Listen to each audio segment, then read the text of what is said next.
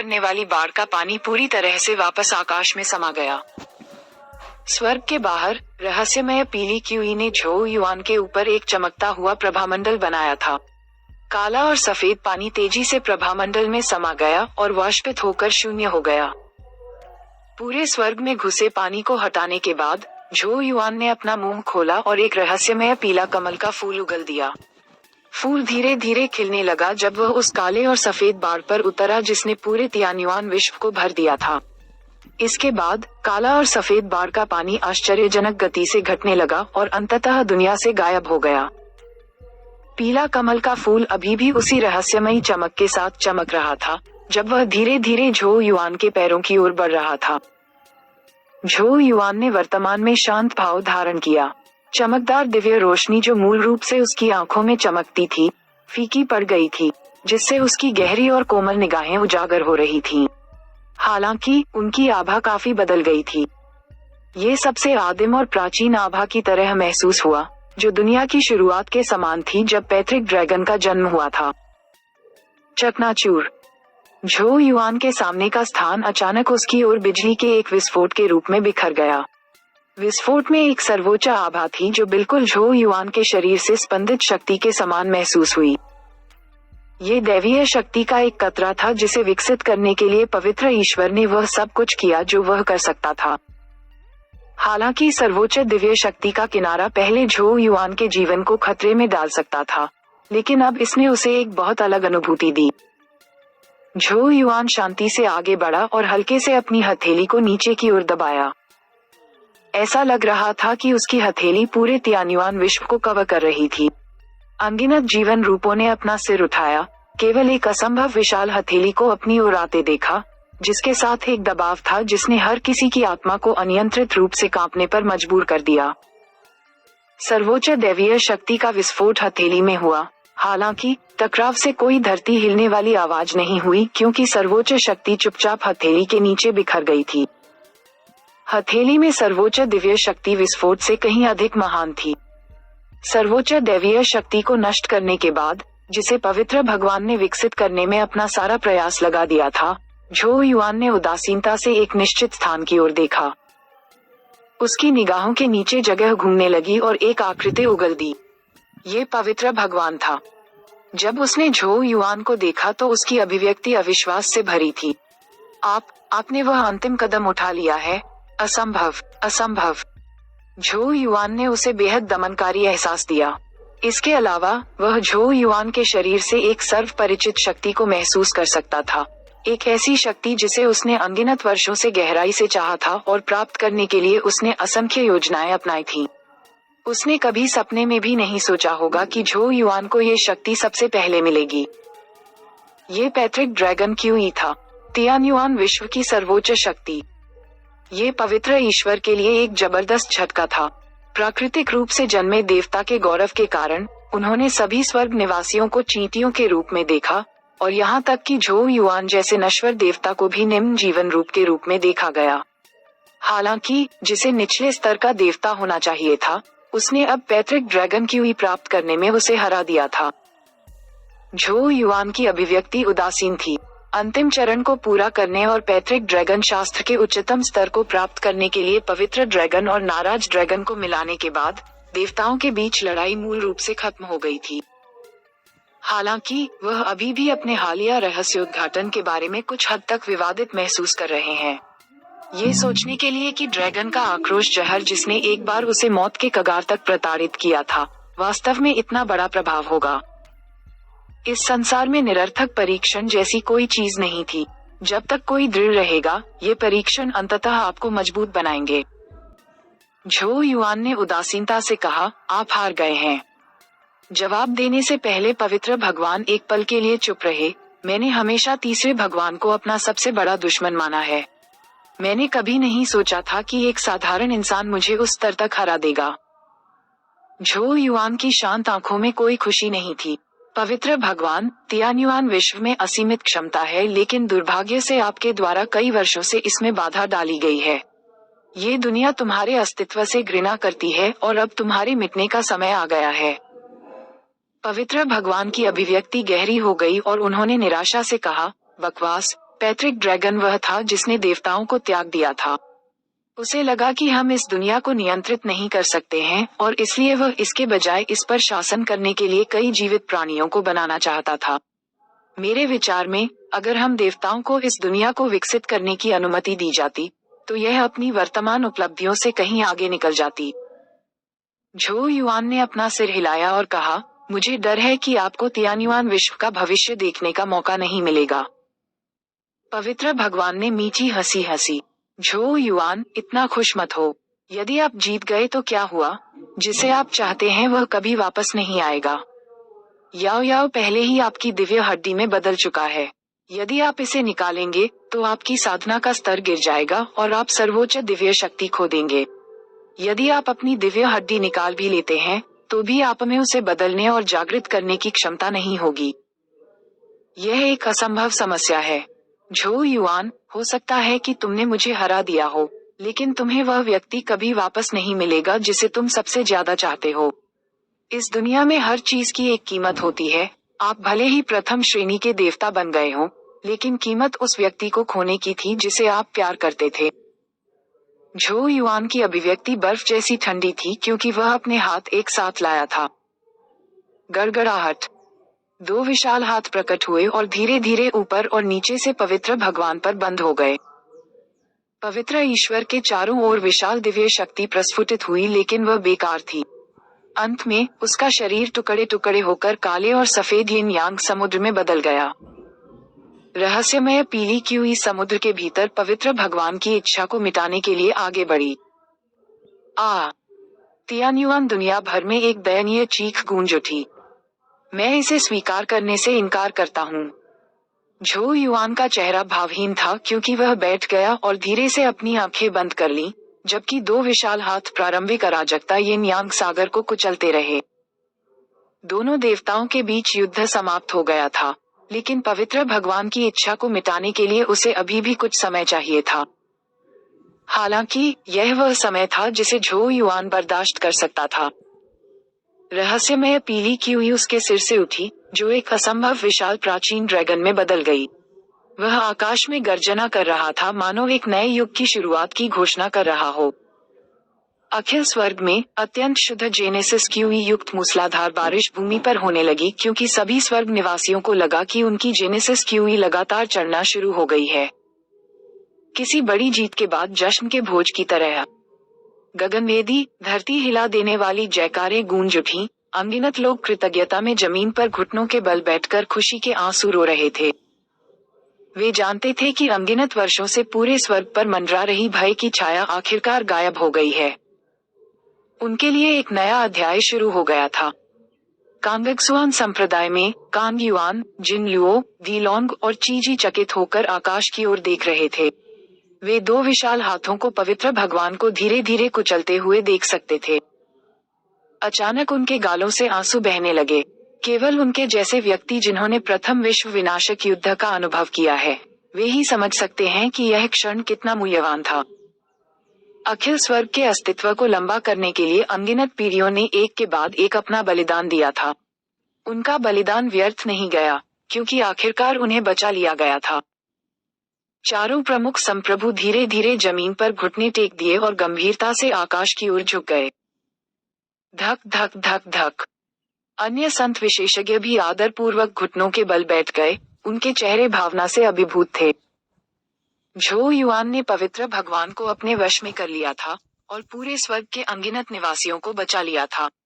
यह अधिनियम निश्चित रूप से तियान्युआन विश्व के इतिहास में हमेशा के लिए पारित हो जाएगा।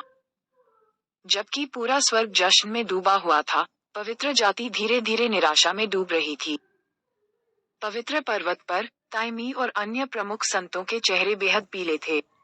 वे शून्यता से अंतरिक्ष की ओर देखते रहे, फिर भी विश्वास नहीं कर पा रहे थे कि उनका पवित्र भगवान झो युआन से हार गया है। हालांकि वास्तविकता उतनी ही क्रूर थी। वे अपने लोगों की अंतहीन निराशा भरी चीखें सुन सकते थे। कई लोग अपने विश्वास के टूटने की भावना का सामना करने में असमर्थ थे और उन्होंने अपना जीवन समाप्त करने का निर्णय लिया। प्रधान संप्रभु नानमिंग जमीन पर गिर पड़े और पूछा, क्या पवित्र जाति समाप्त हो गई है? अन्य प्रमुख संतों के भाव नीरस और बेजान थे, मानो उन्होंने जीने का कारण खो दिया हो। आखिरकार पवित्र ईश्वर को भी वश में कर लिया गया था। हालांकि वह बहुत पहले एक बार वश में हो चुका था, इस बार मामला अलग था। झो युआन एक अकल्पनीय क्षेत्र में पहुंच गया था और वह पैतृक ड्रैगन की अवशेष इच्छा नहीं थी। इसलिए वह निश्चित रूप से पवित्र ईश्वर की इच्छा को पूरी तरह से मिटाना सुनिश्चित करेगा। सामान्य पवित्र जाति के लोगों की तो बात ही छोड़िए, यहाँ तक कि उनके जैसे प्रमुख संत भी अपना विश्वास खोने के बाद खोए हुए महसूस करने से खुद को नहीं रोक सके। अचानक प्रमुख संत ताइमी ने गंभीरता से कहा, उम्मीद मत खो। हालांकि पवित्र भगवान हार गए, लेकिन पवित्र जाति के लिए ये खत्म नहीं हुआ है। अन्य प्रमुख संतों ने भ्रमित होकर देखा। उन्हें समझ नहीं आया कि प्रधान संत ताइमी क्या कह रहे थे। जैसे ही उन्होंने उनकी हैरान निगाहों का सामना किया, प्रधान संत ताइमी ने आह भरी और कहा, सच्चाई ये है कि मुझे एक बार पवित्र भगवान से एक निश्चित दैवज्ञ प्राप्त हुआ था। अब ये स्पष्ट है कि उसने किसी तरह इस नतीजे की झलक देख ली थी। प्रधान संत ताइमी ने अपने कपड़े फाड़ दिए और उंगली से अपना मांस काट दिया। अन्य प्रमुख संत उसके मांस में एक रहस्यमय और भयावह काला अंडा धंसा हुआ देखकर हैरान रह गए। पवित्र भगवान हमेशा अन्य मार्गों पर विचार करते रहे हैं। एक निश्चित तरीके से कहें तो ये पवित्र ईश्वर का उत्तराधिकारी है। उसे पवित्र ईश्वर का सारा सार विरासत में मिलेगा और वह भविष्य में अपने पूर्ववर्ती से भी अधिक मजबूत हो जाएगा। अन्य प्रमुख संत धीरे धीरे हिलते हुए काले अंडे को आश्चर्य से देखते रहे। कुछ क्षण बाद उनकी आंखें धीरे धीरे बुखार जैसी हो गईं। प्रमुख संतों में से एक ने चिंतित होकर पूछा, लेकिन उसे परिपक्व होने में कितना समय लगेगा? झो युआन पहले से ही इतना शक्तिशाली है, अगर उसे अंडा मिल गया तो पवित्र जाति का क्या भविष्य होगा? प्रधान संत ताइमी ने सिर हिलाया और धीरे से कहा, इसीलिए हमें जाने की जरूरत है, तियान्युआन दुनिया को छोड़ दें। अन्य प्रमुख संत स्तब्ध रह गए जब उन्होंने ताइमी को आश्चर्य से देखा। यदि काले अंडे से निकलने वाली परिचित पवित्र भगवान की आभा न होती, तो उन्हें विश्वास हो जाता कि ताइमी पागल हो गई है।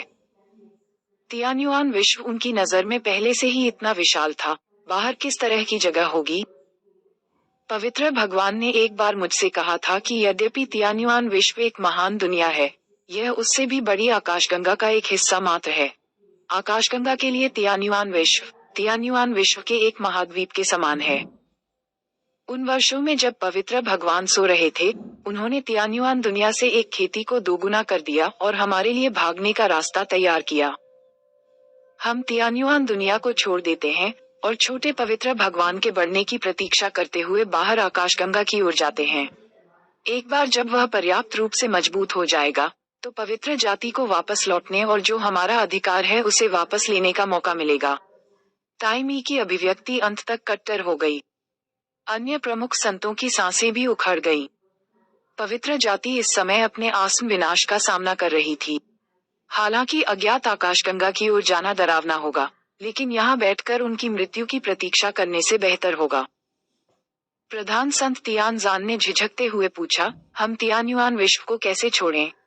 हमारी क्षमताएं संभवतः अपर्याप्त हैं। प्रधान संत ताइमी हंसे, इससे पहले कि वह मुड़े और मंदिर में चले गए। मंदिर के केंद्र में एक अथाह ब्लैक होल था। यहीं पर पवित्र भगवान सोए थे। हालांकि कोई नहीं जानता था कि यह ब्लैक होल भी उसके द्वारा बनाया गया एक मार्ग था जो बाहरी आकाशगंगा से जुड़ा था। अन्य प्रमुख संत काफी देर तक ब्लैक होल को देखते रहे। अंत में उन्होंने दृढ़तापूर्वक अपने दांत पीस लिए। हमारे लोगों को तुरंत इकट्ठा होने के लिए कहो, हम तियान्युआन दुनिया से भाग रहे हैं। आखिरकार पवित्र ईश्वर को मिटाने में 10 साल लग गए। 10 साल बाद झो युआन ने अपनी आंखें खोलीं। वे विशाल हाथ जो इतने लंबे समय से अंतरिक्ष के विशाल विस्तार में थे, पहले ही गायब हो चुके थे। उसके सामने एक काली और सफेद झील चुपचाप तैर रही थी, जो एक अत्यंत शुद्ध दिव्य आभा दे रही थी। ये पवित्र ईश्वर की जड़ें थीं, प्रारंभिक अराजकता, यिन यांग सागर। हालांकि इसमें से पवित्र ईश्वर की इच्छा पूरी तरह से मिटा दी गई थी और एक शुद्ध प्राकृतिक रूप से जन्मी दिव्य कलाकृति को पीछे छोड़ दिया गया था। वह अस्तित्व जिसने तियान्युआन विश्व में अनगिनत समस्याएं लाई थीं, अंततः झो युआन द्वारा समाप्त कर दिया गया था। अचानक पास से एक सम्मानजनक आवाज आई, बधाई हो सर्वशक्तिमान युआन, आपके 10 साल के प्रयास का आखिरकार परिणाम आ गया है। पूरा स्वर्ग आपकी उपलब्धि का जश्न मनाता है। झो युआन ने अपना सिर घुमाया और देखा कि 4 प्रमुख संप्रभु, जिन लुओ, कैंग युआन, डीलोंग और ची जी सम्मानपूर्वक उसकी ओर देख रहे हैं। सर्वशक्तिमान प्रधान संप्रभु, झो युआन हंसा। प्रधान संप्रभु जिन लुओ ने कहा, पिछले 10 वर्षों में सभी स्वर्ग निवासियों ने दुनिया को बचाने के लिए सर्वशक्तिमान संप्रभु युआन के रूप में आपकी प्रशंसा की है। झो युआन मुस्कुराया। हालांकि उन्हें इस तरह के शीर्षकों में बहुत दिलचस्पी नहीं थी, लेकिन वे दूसरों द्वारा उन्हें बुलाए जाने वाले नामों को बदलने की जहमत नहीं उठा सकते थे और इसके बजाय उन्होंने अपना ध्यान वापस प्राइमल कैओस यिन यांग सागर पर केंद्रित कर दिया। प्रधान संप्रभु जिन लुओ ने पूछताछ की, सर्वशक्तिमान संप्रभु युआन इस कलाकृति के साथ क्या करेंगे? झो युआन ने शांति से कहा, मैं पैट्रिक ड्रैगन की अंतिम इच्छा को पूरा करने की योजना बना रहा हूँ। मैं इसका उपयोग सर्व स्वर्ग के लिए दिव्य हड्डी बनाने और देव चरण की ओर मार्ग खोलने के लिए करूंगा। जिन लुओ, कैंग युआन और अन्य लोगों के शरीर हिल गए जब उन्होंने झो युआन को अविश्वास से देखा। उन्होंने कभी उम्मीद नहीं की थी कि वह इस पर अपने लिए दावा नहीं करेगा, बल्कि इसका उपयोग अखिल स्वर्ग के लाभ के लिए करेगा। यदि ऐसा है, तो सभी स्वर्ग निवासियों को देवता बनने का अवसर मिलेगा, जिनमें स्वयं भी शामिल हैं। कुछ देर के लिए वे भावना से अभिभूत हो गए। अंत में वे केवल गहराई तक झुक सके। सर्वस्वर्ग की ओर से हम सर्वशक्तिमान संप्रभु युआन को धन्यवाद देते हैं। झो युआन हंसे और इस विषय पर आगे कुछ नहीं बोले। उसके हाथ एक साथ आए और मौलिक अराजकता यिन यांग सागर अचानक फट गया। टकरा जाना। आसमान से काली और सफेद बारिश हुई, जो तियान्युआन दुनिया के हर कोने में फैल गई। अनगिनत जीवित चीजों ने अपना सिर उठाया, जिससे काली और सफेद बारिश उनके शरीर पर होने लगी। वे हल्के हल्के महसूस कर सकते थे कि कोई रहस्यमय चीज धीरे धीरे उनके शरीर में गहराई तक जड़ें जमा रही है और बढ़ने लगी है। ये रहस्यमयी चीज भविष्य का प्रतिनिधित्व करती थी। उसी समय झो युआन की तेज आवाज अनगिनत लोगों के कानों में पड़ी, मैं चाहता हूँ कि तियान्युआन दुनिया में हर कोई ड्रैगन बने और उन्हें भगवान बनने का मौका मिले। उसकी तेज आवाज हर जगह गूंज उठी। अनगिनत लोगों को जैसे कुछ एहसास हुआ और वे भावना से कांपने लगे। अंत में वे जमीन पर घुटनों के बल बैठ गए और झुक गए। स्वर्ग के बाहर जिन लुओ और अन्य प्रमुख संप्रभु अंततः ठीक हो गए और कहा, जब आप पवित्र भगवान को वश में कर रहे थे, तो सभी स्वर्ग सेना ने पवित्र जाति के स्वर्ग पर हमला करने के लिए प्रस्थान किया। हालांकि हमने पाया कि उनकी जमीनें पूरी तरह से खाली हैं। झो युआन की आंखें रात की तरह गहरी हो गईं, जैसे कि स्थान और समय को भेद रही हों। उन्होंने धीरे से हंसते हुए कहा, वे चले गए हैं। बाएं, जिन लुओ और अन्य लोग स्तब्ध थे। झो युआन ने समझाया, यद्यपि तियान्युआन विश्व विशाल है, लेकिन इसके बाहर कई आश्चर्य हैं। बाहर को आकाशगंगा के रूप में जाना जाता है, और पवित्र भगवान ने पवित्र जाति को इसमें एक रास्ता छोड़ दिया।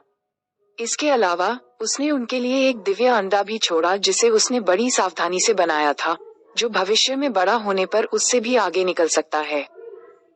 आकाशगंगा, दिव्य अंडा, प्रधान संप्रभु जिन लुओ और अन्य लोग पूरी तरह से हैरान थे। इसके तुरंत बाद उन्होंने चिंतित होकर पूछा, क्या यह एक बाघ को वापस पहाड़ में छोड़ने जैसा नहीं है? जब तक वे लौटेंगे, तियान्युआन दुनिया काफी अलग हो चुकी होगी।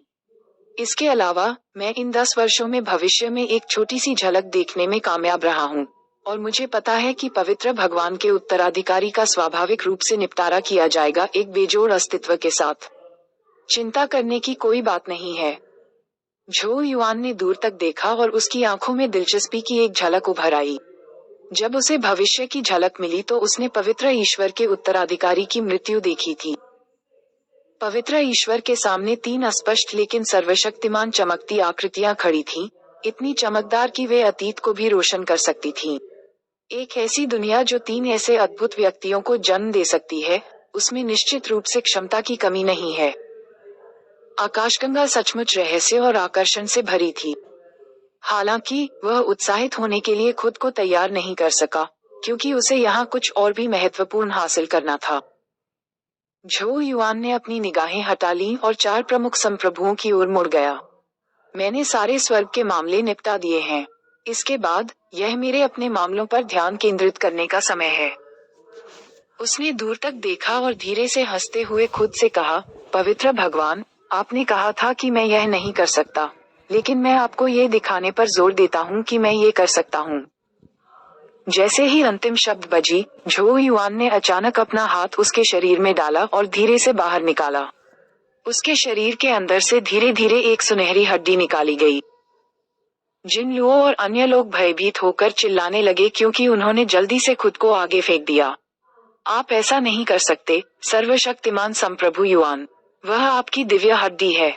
एक बार जब इसे निकाला जाएगा, तो आपकी सारी दिव्य शक्ति गायब हो जाएगी। कैंग युआन ने कर्कश आवाज में कहा, लापरवाह मत बनो, झो युआन। यहाँ तक कि अगर आप अपनी दिव्य हड्डी निकाल भी लें, तो भी प्रथम आदेश की ईश्वरीय शक्ति के बिना आप याओ याओ को वापस नहीं ला पाएंगे। हालांकि झो युआन ने उन्हें कोई जवाब नहीं दिया। चारों आकृतियों को दूर धकेलते हुए दिव्य प्रवाह फूट पड़ा और अंततः दिव्य हड्डी निकाली गई। झो युआन ने अपने हाथ में सुनहरी दिव्य हड्डी को कोमलता से देखा और धीरे से कहा, याओ याओ, कृपया थोड़ी देर और प्रतीक्षा करें। उसकी कलाई के एक झटके से सुनहरी हड्डी उड़ गई और सोने की एक लकीर में बदल गई, क्योंकि वह कांगक्सुआन स्वर्ग की ओर गिरी। हड्डी कांगक्सुआन संप्रदाय की गुफा में चली गई और आड़ू के फूल के पेड़ में समा गई। टुनटुन अचानक गुफा के प्रवेश द्वार पर अपनी स्थिति से उठ खड़ा हुआ, क्योंकि झो युआन की आवाज उसके कानों में संचारित हो रही थी। टुनटुन, इस स्थान की 100 वर्ष तक रक्षा करो। 100 साल बाद मैं वापस आऊंगा। टुनटुन को जैसे कुछ एहसास हुआ, उसकी आंखें अनिच्छा से भर गईं। हालांकि अंततः इसने धीमी दहाड़ के साथ स्वीकार किया। इस बीच झो युआन का चित्र धीरे धीरे फीका पड़ने लगा। अंततः जिन लुओ, कैंग युआन और बाकी लोगों की दुख भरी निगाहों के नीचे एक तेज धमाके के साथ बिखर गया। पूरे स्वर्ग में अरबों प्रकाश कण बिखर गए। इस दिन पवित्र भगवान, जिसने अनगिनत वर्षों तक तियान्युआन विश्व को आतंकित किया था, अंततः एक बार और सभी के लिए समाप्त हो गया। तब सर्वशक्तिमान संप्रभु युआन ने सभी स्वर्ग निवासियों को दिव्य हड्डी प्रदान करने के लिए अपनी चमत्कारी शक्तियों और प्राइमल केओस यिन यांग सागर का उपयोग किया। अंत में उसने अपनी दिव्य हड्डी निकाली, अपने दिव्य शरीर को चकनाचूर कर दिया और बिना किसी निशान के गायब हो गया। यह एक ऐसा दिन था जो तियान्युआन विश्व के इतिहास में हमेशा के लिए अंकित हो जाएगा। तियान्युआन विश्व ने एक नए अध्याय में प्रवेश किया, जिसे गॉड युआन युग कहा जाता है। वक्त निकल गया। पलक झपकते ही 1 दर्जन साल बीत गए। पिछले दर्जनों वर्षों में जबरदस्त परिवर्तन हुए हैं। सबसे पहले जेनेसिस क्यूई अधिक प्रचुर, समृद्ध और शुद्ध हो गई थी, जिससे एक महान खेती की दुनिया का निर्माण हुआ, जिसने अनगिनत स्वर्ग गौरव और शीर्ष विशेषज्ञ पैदा किए। इसके अतिरिक्त चिकित्सकों ने अंतरिक्ष में दिखाई देने वाले कई अजीब और रहस्यमय आश्चर्यों के साथ साथ तियान्युआन विश्व के अनगिनत उपडोमेन में उभरते जीवन के संकेतों की खोज की थी। वास्तव में संत विशेषज्ञ ये भी खोज रहे थे कि स्वर्ग के बाहर निराकार द्रव्यमान के बीच धीरे धीरे नए स्वर्ग का जन्म हो रहा है। ये स्पष्ट रूप से महान परिवर्तन का युग था। हालांकि उन सभी के बीच सबसे सनसनीखेज खबर ये थी कि निस्संदेह चिकित्सकों ने पौराणिक देव चरण में कदम रखना शुरू कर दिया था। अधिक सटीक होने के लिए ये सच्चा देव चरण नहीं था, बल्कि अर्धदेव चरण था, क्योंकि ये देव चरण से कुछ दूरी पर था। हालांकि अर्धदेव चरण ट्रिपल कमल संत चरण से कहीं आगे निकल गया और लोगों की उस पहले से अकल्पनीय क्षेत्र में प्रवेश करने की आशाओं का प्रतिनिधित्व करता है। ये पूरे स्वर्ग के लिए उत्सव का समय था। कुल 6 नए देवता थे।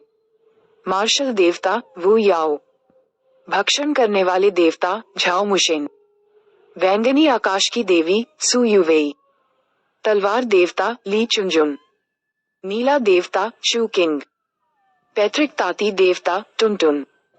टुनटुन के अलावा अन्य 5 इस पीढ़ी के सबसे प्रतिभाशाली और उत्कृष्ट व्यक्ति थे। उनके आरोहण ने तियान्युआन विश्व के अनगिनत निवासियों को आशा से भर दिया। इन 6 महान अर्धदेव विशेषज्ञों के नाम पूरी दुनिया में गूंजे। समय निरंतर बहता रहा और जल्द ही 100 वर्ष के आंकड़े तक पहुंच गया। 100 वर्षों में कई बातें भुलाई जा सकती हैं, लेकिन सर्वशक्तिमान संप्रभु युआन के बारे में किंवदंतियां बताई जानी कभी बंद नहीं हुई। 100 वर्षों तक सर्वशक्तिमान संप्रभु युआन की कोई खबर नहीं थी, जिससे अनगिनत लोग तरह तरह के अनुमान लगाने लगे। कुछ लोगों ने कहा कि सर्वशक्तिमान संप्रभु युआन ने उसकी दिव्य हड्डी निकाल ली थी और उसके शरीर को 10,000 युगलों में विभाजित कर दिया था, जो गुप्त रूप से पूरे स्वर्ग में खेती कर रहे थे, केवल तब लौटने के लिए जब वह एक बार फिर से देव चरण में चढ़ गया। दूसरों ने कहा कि सर्वशक्तिमान संप्रभु युआन के अनगिनत युगलों ने अपनी यादें खो दी हैं और अब उन्हें याद नहीं है कि वे कौन थे। इससे कोई फर्क नहीं पड़ता कि दुनिया के पास क्या सिद्धांत थे। 100 साल की समय सीमा जल्द ही आ गई।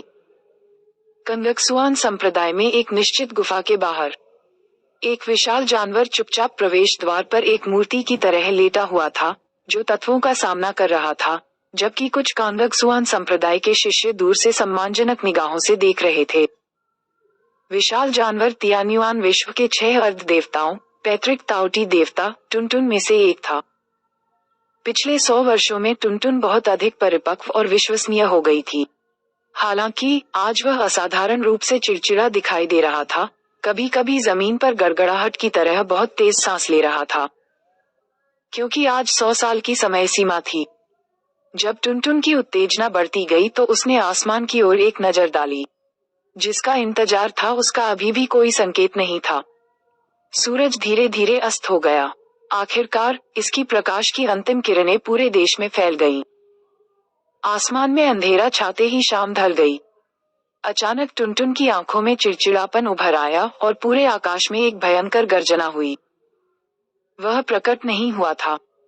वह प्रकट नहीं हुआ था। इसकी आंखें दुख से भरी थीं, इसकी दहाड़ से त्याग, क्रोध और दर्द छलक रहा था। जैसे ही 5 सर्वशक्तिमान आकृतियां प्रकट हुईं, कांगक्सुआन संप्रदाय के ऊपर की हवा विकृत होने लगी। ये वू याओ, सु युवेई, चू किंग और अन्य थे। सभी 6 अर्ध देवता एक ही स्थान पर प्रकट हुए थे। उग्र टुनटुन को देखकर उनकी अभिव्यक्तियां धीरे धीरे कम हो गईं। इसी तरह वे झो युआन के प्रकट होने के किसी भी संकेत को महसूस करने में असमर्थ थे। अब तक ये स्पष्ट हो चुका था कि वह नहीं आ रहा है। क्या वह असफल हो गया था? गर्जन। टुनटुन ने एक और भीषण दहाड़ छोड़ी। हालांकि जैसे ही यह अंततः टूटने वाला था, इसे अचानक कुछ महसूस हुआ। उसका शरीर तुरंत सिकुड़ने लगा, छोटे रूप में बदल गया जो कई वर्षों से नहीं देखा गया था, क्योंकि वह गुफा में तेजी से घुसा।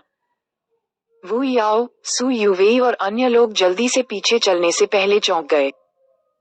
6 अर्ध देवता एक साथ गुफा के सबसे गहरे हिस्से में पहुंचे, लेकिन वे अचानक ठिठक गए। वे शून्य भाव से सामने की ओर देखते रहे, जहां आड़ू के फूल के पेड़ के नीचे एक आकृति अपनी पीठ के पीछे हाथ रखे खड़ी थी। हालांकि वे उसकी पीठ को देख रहे थे, फिर भी वहां अपनेपन का एक अतुलनीय एहसास था। झो युआन, सु युवेई की आवाज कांप उठी। वह आकृति धीरे धीरे घूमी और 5 व्यक्तियों पर नजर डाली। उसके चेहरे पर मुस्कान आ गई और उसने चिढ़ाते हुए कहा, ओह, हर कोई अर्धदेव चरण में कदम रख चुका है, कितना कमाल की है। वह परिचित चेहरा स्वाभाविक रूप से झो युआन का था, जो पिछले 100 वर्षों से गायब था। उन्होंने 6 व्यक्तियों की ओर हाथ हिलाया और कहा, चाहे आप लोग कितने भी चिंतित क्यों न हो, आप मेरे जितने चिंतित नहीं हो सकते। किसी भी अन्य चीज से पहले कृपया मेरे द्वारा वह करने की प्रतीक्षा करें जो मुझे करना है। समाप्त करने के बाद उसने अपना हाथ बढ़ाया और आड़ू के पेड़ से प्रकाश की किरणें फूट पड़ीं। एक सुनहरी किरण धीरे धीरे हवा में उठी, एक सुनहरी हड्डी में बदल गई जो उसके सामने तैर रही थी। झो युआन ने सुनहरी हड्डी को घूरकर देखा, जैसे एक चेहरा जो उसके दिल की गहराई में खुदा हुआ था, उसके दिमाग में उभर आया। यही वह चेहरा था जिसे उसने अनगिनत बार सपनों में देखा था। पहले से ही इतना कुछ झेलने के बावजूद झो युआन का दिल मदद नहीं कर सका, लेकिन उसकी आंखें नम हो गईं। याओ याओ, वापस आओ, मैं अभी भी तुम्हारी प्रतीक्षा कर रहा हूँ। वह आगे बढ़ा और सुनहरी हड्डी को धीरे से सहलाया। अगले ही पल दैवीय शक्ति जिसने सु युवेई और अन्य लोगों के दिलों को हिला दिया, उसकी हथेली से निकली और सुनहरी हड्डी में समा गई। हड्डी से लाखों सुनहरी किरणें फूट पड़ीं। उपस्थित सभी लोगों में पलकें झपकाने की हिम्मत नहीं हुई, क्योंकि वे घबराहट के साथ सुनहरी रोशनी के केंद्र को देख रहे थे। हालांकि वे तियान्युआन विश्व के सबसे शिखर अस्तित्व बन गए थे, फिर भी इस समय उनके दिल की धड़कनें गड़गड़ाहट की तरह तेज महसूस हो रही थीं। सुनहरी रोशनी और भी तेज हो गई। अंत में उनके जैसे शीर्ष विशेषज्ञ भी मदद नहीं कर सके, लेकिन आंखें मूंद लीं। झो युआन ने अपनी आंखें बंद कर ली थीं, हालांकि ऐसा इसलिए नहीं था क्योंकि वह तेज रोशनी से डरता था, बल्कि इसलिए क्योंकि उसे डर था कि पिछले 100 वर्षों में दिव्य हड्डी के साथ कुछ ऐसा हुआ होगा जिसके कारण वह याओयाओ को वापस पाने में असफल हो जाएगा। यह एक ऐसा परिणाम था जिसे वह कभी स्वीकार नहीं कर सका। लंबे समय के बाद झो युआन ने अचानक धीमे कदमों की आवाज सुनी, एक आवाज जिससे उसे ऐसा महसूस हुआ जैसे उसका शरीर अपने आप ढहने वाला है। हालांकि उसने सहन किया और धीरे धीरे अपनी आंखें खोलीं। आड़ू के फूल के पेड़ के नीचे नाचती हुई पंखुड़ियों के बीच सफेद रंग में एक सुंदर आकृति खड़ी थी। उसकी स्पष्ट आंखें थोड़ी गीली थीं और वह चुपचाप उसे देखकर मुस्कुरा रही थी।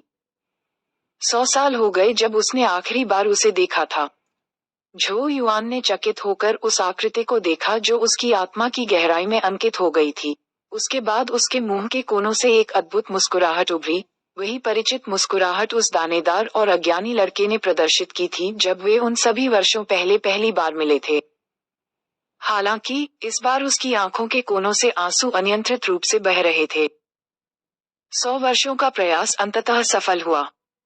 उन्होंने धीरे से कहा, वापस स्वागत है याओयाओ।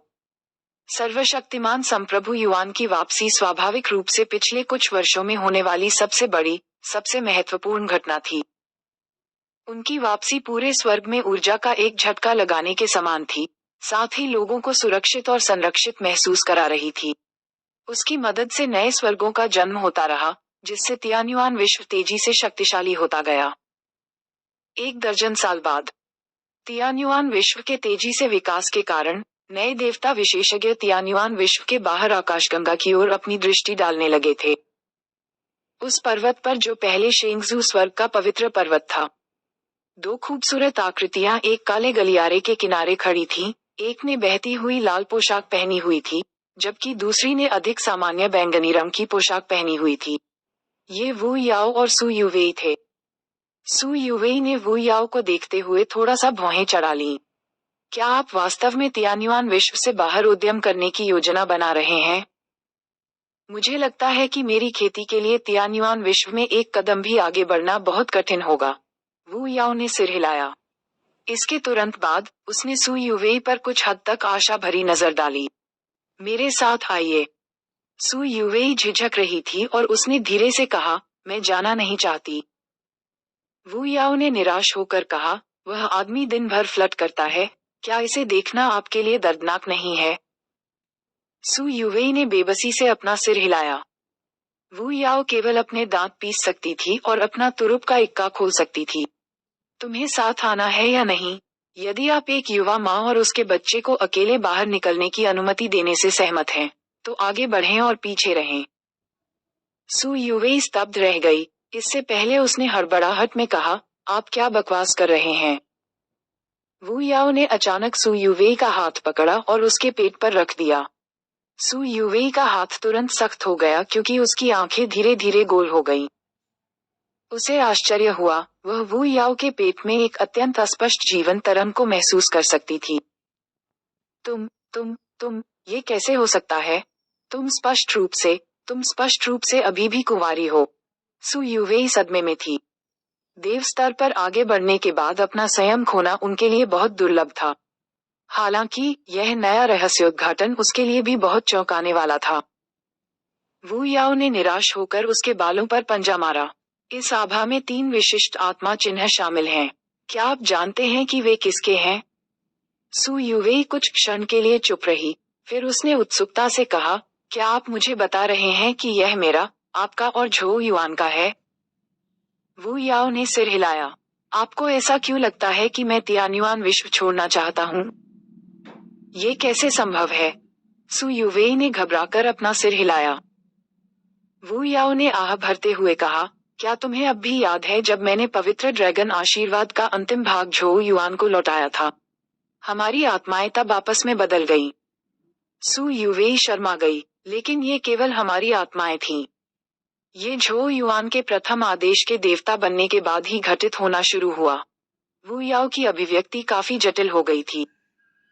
सु युवेई अवाक थी। झो युआन एक अकल्पनीय इकाई बन गया था जब वह प्रथम आदेश का देवता बन गया था। यदि उनकी आत्माओं के मिश्रण ने वू याओ के शरीर में कुछ छोड़ दिया था, जिसमें बाद में झो युआन के मजबूत होने के कारण कुछ अनोखे बदलाव हुए, तो ये पूरी तरह से असंभव नहीं था। क्या इसका मतलब यह नहीं है कि वू याओ के शरीर में विशेष इकाई उनकी संतान थी? इस क्षण में, यहाँ तक कि सु युवेई भी थोड़ा चक्कर महसूस करने से खुद को नहीं रोक सकी। हालांकि जल्द ही इसके बाद एक अवर्णनीय खुशी और आशा का संचार हुआ। सु युवेई ने उत्सुकतावश वू याओ के सपाट और लचीले पेट को रगड़ते हुए अपनी आंखें झपकाईं। क्या ये भी उसका बच्चा था, या संभवतः झो युआन के साथ उसका बच्चा? उसने पहले सुना था कि याओ याओ भी गर्भवती हो गई थी। वू याओ ने अचानक सु युवेई का हाथ हटा दिया और ब्लैक होल में कूदने के लिए तैयार हो गया। यदि आप नहीं आ रहे हैं, तो मैं अकेला ही चला जाऊंगा। सु युवेई ने जल्दी से उसे वापस खींच लिया। वू याओ कभी कभी मामलों को संभालने में कुछ ज्यादा ही उग्र हो जाता था। अगर वू याओ अज्ञात आकाशगंगा में अकेले चला गया तो सु युवेई को चिंता होगी। सु युवेई ने सुझाव दिया, क्या हमें झो युआन को बताना चाहिए? वू याओ तुरंत दुखी हो गया। हमें ऐसा क्यों करना चाहिए? इसका उससे क्या लेना देना है? अगर तुम उसे बताने की हिम्मत करो, तो मैं तुरंत चला जाऊंगा। सु युवेई चुप थी। अंत में, उसने असहाय होकर आह भरी और आत्मसमर्पण में हाथ उठाए। ठीक है, आप जीत गए। मैं आकाशगंगा का पता लगाने के लिए साथ आऊंगा।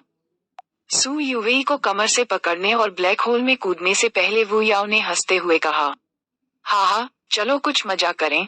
वह आदमी नरक में जा सकता है, जबकि मुझे इसकी परवाह है। इस बीच कंगक्सुआन स्वर्ग में धुंध से ढके पहाड़ पर एक विशाल आड़ू के फूल के पेड़ के नीचे झो युआन, जो छाया के नीचे याओ याओ के साथ झपकी ले रहा था, ने अचानक अपनी आंखें खोलीं। वह अंतरिक्ष की ओर देखने लगा और उसकी आंखों में असहायता की झलक दिखाई देने लगी। अचानक उसकी बाहों से आवाज आई, क्या तुम उसे ऐसे ही जाने दोगे? झो युआन ने अपना सिर नीचे कर लिया और याओ याओ का सुंदर चेहरा उसकी आंखों में आ गया। उसने धीरे से उसके माथे को चूमा और फूट फूट कर मुस्कुराया। मैं उसे रोक नहीं सकता। वैसे भी, मुझे भी यह चौंकाने वाला लगता है। हालांकि, मैंने उन दोनों पर एक निशान छोड़ दिया है जिससे मुझे पता चल जाएगा कि क्या कुछ भी होता है। तियान्युआन विश्व तेजी से विकसित हो रहा है और अंततः आकाशगंगा में अन्य लोगों के साथ संपर्क बनाएगा। उन्हें रास्ता तलाशने देना शायद बुरा नहीं होगा। जैसे ही वह बोल रहा था, उसकी नजर याओ याओ के थोड़े बड़े हुए पेट पर रुक गई और उसके चेहरे पर एक हल्की मुस्कान आ गई। आप क्या सोचते हैं, छोटी लड़की होगी या लड़का? आपको लिंग को समझने में सक्षम होना चाहिए, है ना? यह उबाऊ होगा। क्या आप थोड़ा झो युआन या थोड़ा याओ याओ पसंद करते हैं? निश्चित रूप से एक छोटा याओ याओ, जो एक घृणित छोटा झो युआन चाहेगा। आप स्पष्ट रूप से लड़कियों के प्रति पक्षपाती हैं। मुझे परवाह नहीं है, आपको मुझे थोड़ा याओ याओ देना होगा। जैसे ही पुरुष और महिला खुशी से बातें कर रहे थे, पंखुड़ियां हवा में नाचने लगीं। उनकी आवाजों ने पंखुड़ियों को झकझोर कर रख दिया और उन्हें शानदार कहानी के साथ क्षितिज की ओर उड़ने के लिए भेज दिया। किसी अनजान समय में, किसी अनजान जगह पर, एक अंधेरे डोमेन में, अनगिनत भयावह विशाल पिच काले जहाजों ने अंधेरे के माध्यम से यात्रा की और अपने पीछे नष्ट हुई छोटी दुनियाओं को पीछे छोड़ दिया। सफेद कपड़ों में एक आदमी फ्लैगशिप पर अपनी पीठ के पीछे हाथ रखकर खड़ा था, तारों की चमक को देख रहा था, जबकि उसके शरीर से एक अवर्णनीय दबाव फैल रहा था। अचानक, उन्होंने पूछा, क्या तियान्युआन विश्व छोड़ने के बाद से हमारी पवित्र जाति बहुत मजबूत हो गई है? उसके पीछे की छाया से एक आवाज आई, आपके नेतृत्व में, पवित्र जाति पहले से कहीं अधिक शक्तिशाली हो गई है। सफेद वस्त्रधारी व्यक्ति पवित्र भगवान द्वारा छोड़े गए दिव्य अंडे से पैदा हुआ था, और ये दूसरी पीढ़ी का पवित्र भगवान स्पष्ट रूप से पहले से ही बड़ा हो चुका था। सफेद कपड़े वाले व्यक्ति ने सिर हिलाया। हमारे स्काउट्स ने एक बड़ी दुनिया की खोज की है। हाँ, इसके अलावा उस महान संसार का कोई संरक्षक ईश्वर नहीं है। पवित्र भगवान धीरे से हंसे। इस बड़ी दुनिया पर कब्जा करने के बाद हम इसे अपने मुख्यालय के रूप में उपयोग कर सकते हैं। भविष्य में हमें तियान्युआन विश्व में लौटने का अवसर मिलेगा। सभी को तैयारी करने के लिए कहो। समझा। अंधेरे में वह व्यक्ति पीछे हट गया। पवित्र भगवान ने अपनी आंखें बंद कर ली और जब उन्हें गतिविधि का एहसास हुआ तो उन्होंने उन्हें फिर से खोला। पवित्र भगवान, सेना इस महान दुनिया के बाहर आ गई है। हम पहले ही स्थानीय निवासियों के साथ मारपीट कर चुके हैं और वे काफी मजबूत हैं। आखिरकार यह एक बड़ी दुनिया है और स्वाभाविक रूप से इसकी ठोस नींव है। पवित्र भगवान को आश्चर्य नहीं हुआ। हालांकि स्थानीय लोगों ने लड़ाई के दौरान हमें एक और नाम दिया है। वे हमें हेरेटिक एलियन रेस कहते हैं। पवित्र भगवान के होठों के कोनों से एक मुस्कान उभर आई। विधर्मी विदेशी जाति, कितना उपयुक्त। हम अतीत तो आखिरकार अतीत ही है और इसे बहुत कसकर नहीं पकड़ना चाहिए। सेक्रेड रेस नाम भी अतीत का अवशेष है। भविष्य में हम विधर्मी विदेशी जाति होंगे और मुझे स्वर्गीय विधर्मी भगवान कहा जाएगा।